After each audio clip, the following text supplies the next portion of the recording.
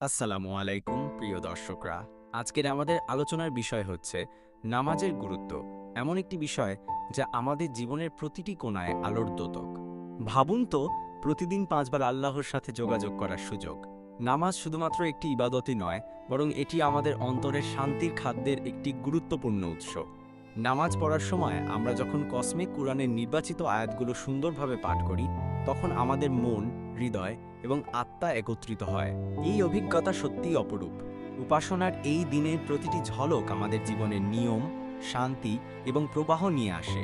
প্রতিটি আল্লাহু আকবার শব্দের সাথে আমরা নতুন করে উদ্দীপনা লাভ করি। এটি শুধু বিশ্বাসের বহিঃপ্রকাশ নয়, এটি হলো আমাদের চিন্তা ভাবনার বাঁধনকে ছিন্ন করে, আমাদের চিন্তন ও আত্ম উন্নতির একটি চমৎকার সুযোগ। নামাজের আসনে বসে আমাদের দেহের প্রতিটি অঙ্গ প্রত্যঙ্গ যেন আনন্দে নাচে, শরীর থেকে দূরে সরিয়ে দেয় সমস্ত দুঃখ কষ্ট। আমরা আল্লাহর কাছে নিজেকে সঁপে দিই। তাহলে আসুন আমরা ঐক্যবদ্ধ হয়ে নামাজের প্রতি আমাদের ভালোবাসা এবং শ্রদ্ধা ব্যক্ত করি। প্রতিটি সালাতে নিজেকে নিয়ে আসুন, আল্লাহর কাছে আসুন, কেননা এটি আমাদের পৃথিবীর এবং আত্মার শান্তির সোপান। আপনাদের কি মনে হয়?